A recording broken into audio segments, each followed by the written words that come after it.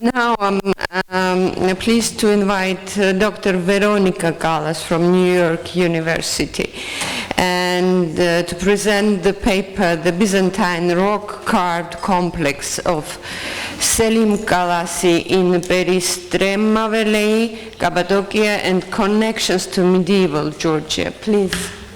Thank you. So thank you everybody for coming, and of course I want to extend my thank you to the organizers and the sponsors of this conference. You've been very generous and I've been enjoying myself very much. Again, to echo Yosef's statement about Georgian hospitality, of course, is very lovely, and this is also my third time in Georgia, so thank you for having me here. And the point of inviting me here to speak about Cappadocia is to try to offer some comparisons to the rock-carved environment of David Garaji. In fact, I believe that there are many more differences than similarities, but for anyone studying a medieval rock-carved environment, monastic or otherwise, I believe Cappadocia is the richest source for comparative evidence. There is so much information in this soft volcanic rock located in central Turkey, and I have a slide of one of the hundreds of colorful volcanic valleys in central Turkey. One of the main differences between Garaji and other sites, obviously, is that this is volcanic. So clearly in Cappadocia we have a soft rock tufa or ignimbrite volcanic rock in which the settlements were carved, and this is a major difference with Garaji, obviously. And we're talking about a 100 kilometer square area in central Turkey between the towns of Aksaray, Niğde, and Kayseri, where these hundreds of valleys are located, colorful tufa rock, and then hundreds upon hundreds of carved churches, settlements, courtyards, and so on. The subject of my research is twofold, and the first part is trying to debunk or reassess the idea that these sites carved into the volcanic rock were all monasteries. And why do we think, or why have we thought so, as there is not a single Byzantine text, unlike the sites that we've been talking about at this conference, that refers to Cappadocia as a site of monasticism. The idea was generated when European travelers, such as Paul Lucas from 1716, sent by the French king to explore the Near East, came back and wrote his travelogue and illustrated the sites that he saw. And when he was exploring Cappadocia, he draws himself and his caravan overlooking the landscape, and he sees these incredible volcanic formations, believes that they are man-made. He calls them houses, and on top of the tufa rock, of course, are these formations, and it'll take a long time to explain how that happened, but he interpreted these formations as statues of the Virgin and Child.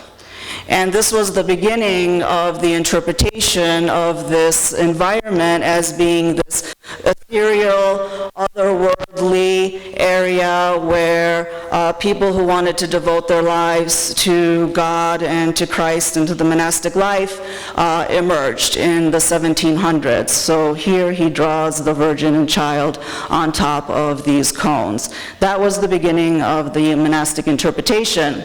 Of course, what we have here are not caves, and I have a very strict understanding of what a cave is and what is rock-cut architecture, and I believe that we really need to be careful about what we call what.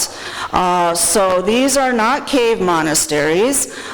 This is a rock-carved environment. This is architecture. It is very difficult to engineer this kind of landscape, and we are very lucky in some of the valleys where the rock has obviously eroded, and that gives us a nice cross-section into the multi-story habitations that we have at these sites. On the left is the Peristrema Valley. On the right is the very famous Uchisar site. In my understanding as an architectural historian, I believe that we should limit our understanding or our labeling of cave monasteries to where we actually have caves. A cave is a natural formation in the rock. And I give you some examples to what I define as a cave monastery: the monastery of St. Tekla in Malula in northern Syria, the monastery of at Sumela on the Black Sea.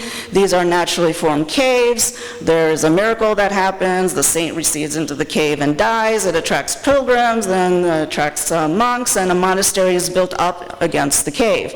This is not a rock-carved monastery, it is a cave monastery. On the other hand, we also have many other sites like this one. This is Hasan Cave on the banks of the Euphrates in eastern Turkey. It is a very elaborately carved, rock-carved environment, city from the Middle Ages, from the 11th, 12th, and 13th centuries. What is fascinating about Hasan Cave is the rock is limestone. So there is a belief that in Cappadocia we have this amazing rock-carved environment because the tufa is so soft, it was easy for them to scoop it out with their spoons. That's not true at all. It's not an easy environment to carve, but we have these other environments where the rock is much, much harder, limestone. The other interesting comparison that I like to use here is that this is an Islamic site. So no one has ever said that these are rock-carved monasteries or places where people would want to recede into the rock to get away from the world. So I like to play with these ideas. What is a rock-carved monastery? What is architecture? And what is a cave? And why we have this tendency to believe that anything carved into the rock has a religious purpose. In addition to all of these layers of meanings that have been imposed in this very, fascinating, natural and engineered environment is the fact that we have hundreds of churches in Cappadocia that are very elaborately painted from the 9th, 10th, and 11th century, and then a brief period in the 13th century. And as you can see, they are marvelous. Several of the churches in Gurame, in western Cappadocia, in eastern Cappadocia have evidence of the high renaissance of Middle Byzantine painting. This is the Karanlik Kilise, so-called, with the image of the Pantocrator in the dome from the 10th century, elaborate paintings, and this has added to our understanding of Cappadocia as being a monastic environment because, of course, painting is all religious. So all of these places carved into the rock, churches with the paintings, must have a monastic meaning. The problem is, and we haven't really looked at these very carefully until the past 10 years or so, there are hundreds of churches that were never painted. So what do we do with this? So this is the Halach Monastir, it is called. It is a courtyard complex. The many domes, 4-column cross and square church, which is the typical church for Byzantine Cappadocia, remained unpainted. It was never painted. It was very elaborately carved, like many of them, but never received any paintings. The other problem is these elaborate spaces that are not churches. It looks like a Basilica Church, as everyone would automatically assume. We have the row of columns, a supposed nave and side aisle, and a niche at the very end. The niche at the very end is not an apse, and it does not have an altar. So this is a secular or a non-ecclesiastical, at least, space. And when we're putting all of these components together, we come to see that not only do we not have evidence for monasticism from the text, but then we have all of these interesting spaces. When we put them together, we try to come up with an alternative reading of Cappadocia. In addition to the unpainted churches, we have many, many rooms that are like this, long rectangular rooms with mangers. And these mangers are, it seems to us, because they are high and because they have rings for tethering animals individually to them, that they were for horses, that these are not mangers for mules and goats and sheep and so on. So we know from the texts of the Middle Byzantine period that Cappadocia was inhabited by these great magnate families, Phocades, Malini, Scliri, who were great landowners, who owned horses, they were ranchers, and they were so wealthy because of their landowning capabilities, they even tried to usurp authority from the Byzantine emperors in Constantinople. So we know about the great Byzantine landed magnates of Cappadocia. We know nothing about monasticism. This is not to say that some of those complexes with the churches that are painted are not monasteries. They are monasteries, but there are all of these other places that we believe were not. Other interesting spaces, these are carvings that indicate functions of rooms. Tandir, a hole in the ground with a ventilation shaft for air, so fire would be burning in the hole here, and there would be a cover. These could be used for heating and for cooking. Cisterns with lips in the courtyard, so they could be covered to preserve the water, and then our very beautiful, elaborate kitchens. What is interesting about these kitchens, they are large, square rooms, the conical vault, and a ventilation shaft at the end. The complexes that have these very large kitchens, sometimes the kitchens are as big as the churches, do not have refectories. The complexes that have refectories do not have kitchens. And we have also something that new interpretation by me and a group is these pits here. And I like them quite a bit because in this context, because I have visited Plishtike and I found two. Not in any scientific context, just visited the site. They are pits with a bench. The bench is against the wall, or a seat, let's say, against the wall. 4 post holes on either side, and always a post hole on the right side of the sitter. And we analyze these as being pit looms. So they would be used to install wooden frames for a contraption for weaving. And finally, the refectories. So the refectories are found mostly at the site of Gurme in eastern Cappadocia, where the Karanlik Kilisei, Tokalik Kilisei, all the famous Kiliseis, churches that are painted, are mostly in eastern Cappadocia. And many of those areas, especially Gurme, have many rooms that are these refectories, long bench. And it's interesting to see the refectory at Garaja. The refectory is very different in their architectural components. So these are rock-carved refectories, but different in style than the ones that you have here in Georgia. So we're talking about central Turkey, and I am focusing my work on western Cappadocia. We have fewer painted churches in western Cappadocia, but many, many valleys and many complexes. Eastern Cappadocia is mostly famous for its rock-carved churches that are painted, and also the sites with the refectories. So my work is in Aksaray area, if you can see, and this map shows the dotted line is the time when the Byzantines were suffering from Arab incursions from the east, And the line this way is when the Byzantines had divided up their provinces into themes, and they reorganized the military and were able to push back the Arabs, regain territory in their last push to solidify their eastern frontier. And in this eastern frontier, obviously, especially in the northeast, we have our nice border with the Transcaucasian cultures, both Armenia and Georgia. So this is the period of time, 800 to 1000, that we're talking about. And because this is unexplored territory, I decided to look at some sites in western Cappadocia, and one of them is the Ikhlara or Peristrema Valley. In the southern part of this valley, it is a very steep canyon, and we have dozens of painted churches. So that area had been studied, but if you hike up this valley along the river, and you can see the cypress trees and the poplar trees, that indicates the river valley, you come across Selime and Yaprakhisar, which are essentially these two massive cliffs that kind of guard the entrance into the valley. And so Selime there on the left, Yaprakhisar on the right, they kind of see each other at the opening of this valley.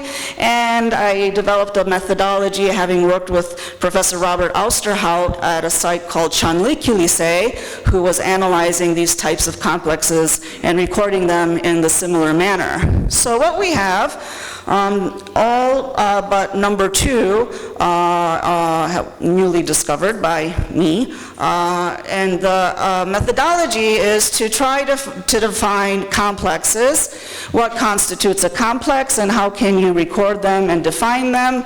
They will either have a courtyard plus a church plus a stable plus a kitchen, and after wandering around this site for several summers, I came up with a plan, and this is the diagram. And what is really interesting is that when you enter the courtyards of the complexes north of the valley, north of the river, the church will be situated on the right. When you enter the complexes south of the river, the church will be situated on the left. There is a cohesion in design. I believe that most of these 15 complexes I've recorded probably belonged around the same time, 10th to 11th century. We have burial inscriptions that give us dates. So we know this, and we know that this was the high period of settlement in Cappadocia. And the church, of course, has to open into the courtyard, so the western entrance. Anyway, you can figure that out. I don't have to explain that. So, on the top slide to the left and bottom slide to the left is courtyard number 8, quarried through the rock, 4-sided, with a rock-carved facade. As you enter the courtyard, there's the facade. On the right, top and bottom, is number 5. And this courtyard is formed simply by placing the rooms around the cones, and the courtyard is open to the sky. So we have courtyards that are carved into the rock and courtyards that are simply created by how the rooms are placed. Around the cones, we have unfinished areas, which are really nice. Area 15 there on the left and on the right top. You see the putlog holes, the holes for scaffolding, in order to continue to carve this wonderful facade. On the right bottom, also unfinished, and we have what we call loaves. So we know that they were carving the rock as if they were quarrying, like a quarry, a stone quarry. So the engineering here obviously is much more elaborate than what we've been seeing in Garaja. Number 7 is interesting, stable. So there is this really interesting also hierarchy. Stable comes first, storage rooms, kitchen, hall, church. The church will be the last thing you see, the stable will be the first thing you see. Bottom left is the rock-carved facade for the church. Bottom right is the second courtyard of this complex with these very interesting dove cots. So this is for pigeons to collect their droppings. Agricultural activity was very important for these Byzantine landed magnates. The chapels, this is from the chapel complex number 7, all elaborately carved. remained unpainted. All the churches except from complex number 2, Seleim Kálászi, remained unpainted. They are domed, for support, very nice carved templon screen. The church is placed within the cone so that a window can be carved to shine light onto the altar. Of course, the column has collapsed, but you don't need columns to support a rock-carved structure. So the carved structures are obviously trying to imitate what was known of built architecture. Also interesting in many of these churches are the transitional elements, which is the pedimental, the triangular pedimental features transitioning from the dome to the columns. And so finally, the largest structure on this site.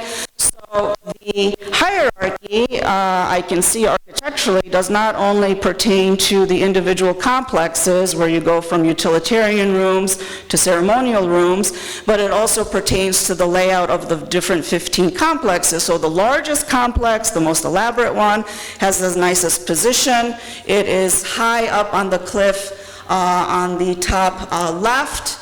And it overlooks the valley and it overlooks all of the other complexes in this area.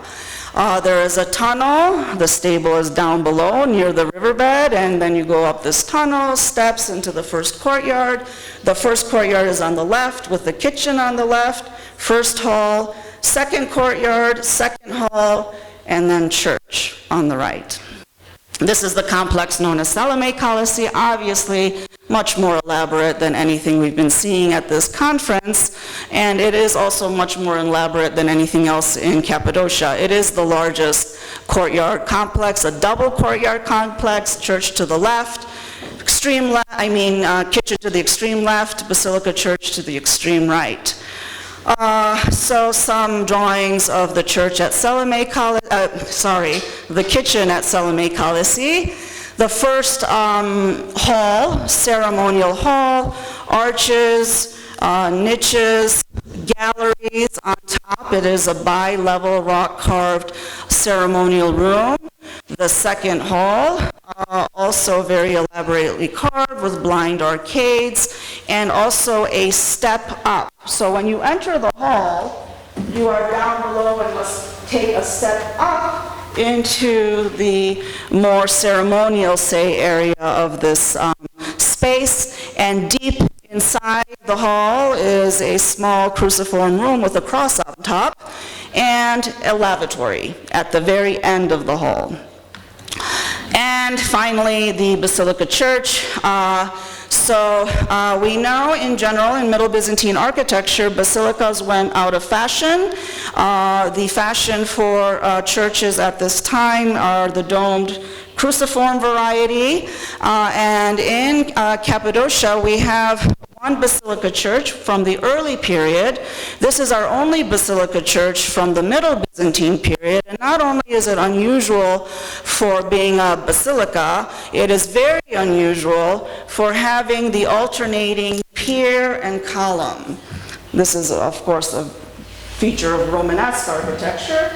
So column and pier, but it is also a feature of Transcaucasian medieval architecture, and I'm specifically thinking of the churches of Tau-Klarjeti and the dependencies of Oshki, and the churches Hakuli, Parkali, and Okta Ecclesia. These are all basilica churches, and they all have very interesting, similar-looking type piers and columns. And here is our Basilica Church at Seleim, and on the western wall, before you exit the church, is this donor portrait, unfortunately very damaged. We really cannot see more than what you see in this slide.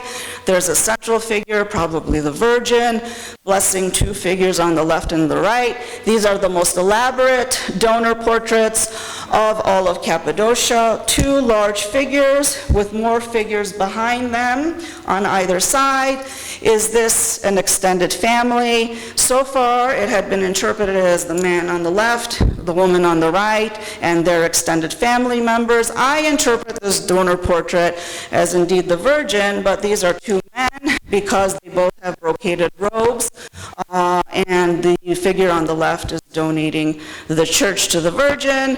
And my comparison that is a little far out, but I think there is some justification in thinking of the possibility of the presence of either Georgian influence or perhaps Georgians themselves from the northeast of Turkey, present-day Turkey, in the kingdom of Tau.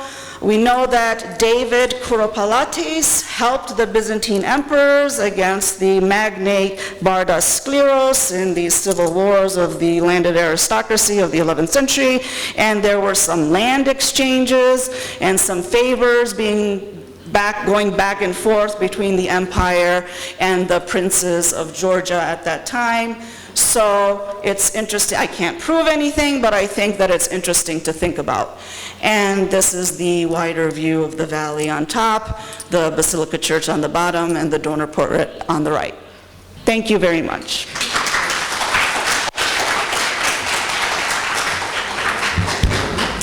Thank you so much for such huge work, actually. Okay.